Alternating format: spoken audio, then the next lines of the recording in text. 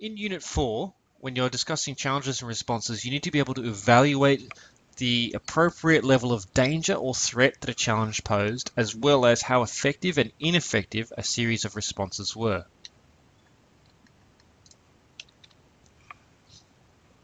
You'll be required to discuss and analyze challenges, and there's a series of questions from the resource booklet that ask you to explain factors or even outline responses, evaluate success. There really is no right or wrong answer apart from some really obvious ones, such as you can't say that running away from the tradition was an effective response. That's never a good response. But generally speaking, the way in which you justify your answer is the most important part of the process. As long as you pick a sensible response that you say is effective or ineffective and you can justify it, then you're usually safe. When it comes to justifying your selection of which challenges pose the greatest danger or the greatest threat, a scaffold that you may choose to use would be something called breaks. Each of them BREAKS, standing for a different idea that you could use to try and describe what was so dangerous about it. So, for beliefs, you could talk about whether or not the challenge itself really struck at the heart of what a tradition's about, their beliefs. You could talk about the way in which the reputation of a tradition was damaged. You could talk about whether or not people abandoned their ethics and did things they shouldn't be doing. You can talk about whether or not people actually left the tradition or left part of the tradition in abandonment. It's very obvious to talk about how many people died in a challenge. That's usually a very bad thing. And you can also discuss the scale of the challenge. Is it geographically widespread? Did it involve the entire tradition? Was it only involving a small part of the tradition? These are all really important questions that you should think about. In the next 2 slides, there is a spot in each of these sections of the table, one for beliefs, reputation, ethics, abandonment, kill, and scale, where I want you to give a rating from 1 to 5 of each of the challenges that you have studied as to the severity and the way in which they threatened the beliefs, reputation, ethics, abandonment, the depth of adherence, or the scale of that challenge for each of the 4 challenges. For example, in the Christological crisis, you might say that the fundamental beliefs were severely challenged. So you might place a 5 in the second box of beliefs, representing the challenge to the Christological crisis. You might then go on to think that, well, the beliefs were also involved somewhat a little bit in, say, the Black Plague, but not quite as much. So in a third box down, because it's the third challenge that we studied, you might put a 4 there. Go through each of these categories, these criteria, beliefs, reputation, ethics, abandonment, kill, scale, for each of the 4 challenges that you studied, and give it a rating from 1 to 5, from least severe to most severe, as to how each of these factors pose a threat to the tradition. Pause the video and complete that activity before moving on.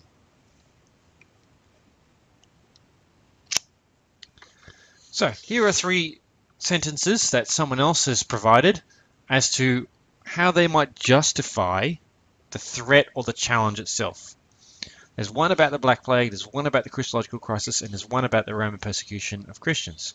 Your task now is to pause the video, have a read of each of these 3 sentences, and decide which you think has done a good job of describing the effect or evaluating the danger that the challenge posed, which has done a poor job, and which has nearly done a good job and what they would need to change. We're looking for 1 right answer, 1 incomplete answer, and 1 wrong answer. Pause the video, have a read, and come back to see the answers. So, the sentence here, which has carefully described the challenge and given a good justification as to the way in which the threat was posed to the challenge, is actually the middle sentence. It tells us about the fundamental beliefs, it talks about true God and true man, and it gives us a reason why it was so bad, saying at the end, without which the challenge would end. Of the remaining 2 sentences, the one sentence which did a poor job of explaining the threat that a challenge posed is actually the bottom one. It does mention the challenge, it does talk about it being a very large challenge, but it just says something very vague about many evil persecutions, which is really not enough to achieve a mark on a justification question. That means the top answer is almost there, and what it's missing is it could just do with a little bit of extra detail around the number of priests, maybe quoting 42 to 45% according to John Kelly, just to really drive home that the student who's writing this answer knows exactly what they're talking about to their assessor. For you, now it's time to have a go yourself. Think of one challenge or two challenges and provide a reason for each as to why that challenge was particularly dangerous or more dangerous than another challenge. Go back to the table of rankings that you had before and pick one that you rated 5 in, say, something like beliefs, or one that you rated 5 in, say, something like ethics, and write a one-sentence evaluation of why that was so dangerous to the tradition in the spaces here. Pause the video and do that before moving on. Now, after challenges come responses. It's important to be able to evaluate the effectiveness of responses. Some of the ways in which people will define effectiveness could be as to whether or not the challenge actually ended as a result of the response. That's rarely the case. It's infrequent that any single response will bring about the end of a challenge, so there has to be more to it than that. Some reasons why a response may be effective or may be useful could be if the response comes as a result of reflection, whether or not the tradition really thought about what they were doing, or whether it was just pushed into action. Whether there was people in the tradition, examples, who actually lived out the tradition's stance or lived out the tradition's response in a very heroic way. Whether or not the response that they enacted was prophetic. Is the response that they're using designed to fix this problem, or is it designed to resolve this problem and any others that might come up in the future? It's also important to determine whether or not a tradition adopts that response. Is it just the leadership who does it? Is it just the grassroots adherents who do it? Do the adherents do it and leadership not do it? To what extent do people across the whole tradition adopt the stance and the response? Integrity is about whether or not the response itself is consistent with the ethics of the tradition. There's not much point responding to a challenge if it means also giving up your ethics or giving up your beliefs at the same time. So responses which are ethically inconsistent are often ineffective because the tradition loses some of its identity and authenticity. And lastly, renewal. As a result of the response, do more people come to the tradition? Do people come back to the tradition? Or do people actually involve themselves in the tradition in a new and deeper way? Your task in the next few pages is to think of one response for each challenge that could be talked about in terms of reflection, examples, prophetic adoption, as well as integrity and also renewal. What one response in each challenge actually showed a good amount of theological reflection? What one response in each challenge had a number of people heroically living out the response and are still remembered today? What one response was very prophetic, looking forward to the future? What response was adopted broadly by the whole tradition? What response was consistent with the integrity of the tradition, consistent with its ethics? And what response was led to a greater renewal of the tradition? Or maybe you can think of a response where it wasn't as a result of reflection that would make it ineffective, or didn't have heroic examples, or wasn't prophetic and was simply reactionary, or wasn't adopted broadly by the whole tradition, or didn't maintain the integrity of the tradition and its ethics, or didn't lead to renewal in the tradition.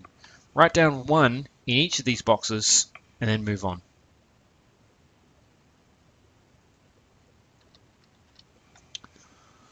Finally, here are 3 sentences that people have written trying to justify why a response was effective or ineffective in a particular challenge. Your task is again to pause the video, read these responses, decide which of them would be worth a mark, which of them would not be worth a mark, and which of them would nearly be worth a mark with a bit of extra effort. Don't just tick and cross them. Think about the reasons why you're giving ticks and crosses, and then at the end of doing that, resume the video and see what the answers were. Okay, so the sentence here which clearly demonstrates a good evaluation of a response is the top sentence. It tells us very briefly what it is, Pope Clement VI decree. It gives us a basic context, Black Plague. It announced the Jews were innocent, and it says it's ineffective. It was not widely adopted, but only protected those in Avignon, giving a good reason why. One response here that is inappropriate is the second one. So the Nicene Creed, it doesn't tell us much about why it was effective. It just says it was effective because it responded to debates. But it really doesn't give us any justification to that. Technically, any response responds to a debate or responds to a challenge. So it has to do more than that to be effective. And the one that's almost there is the bottom one. It does talk about there being adherents who lived out their lives as heroic examples. It does talk about martyrdom. It just could use a little bit of extra detail. Instead of just saying many adherents, maybe give us one such as St. Romanus of Palestine and give us a little bit there. Finally, do it again for yourself. Pick 2 responses that you've studied over the course of your Unit 4.1 and give us a reason why each of them was effective or ineffective. Have your teacher check them at the end to make sure you really understood what was happening.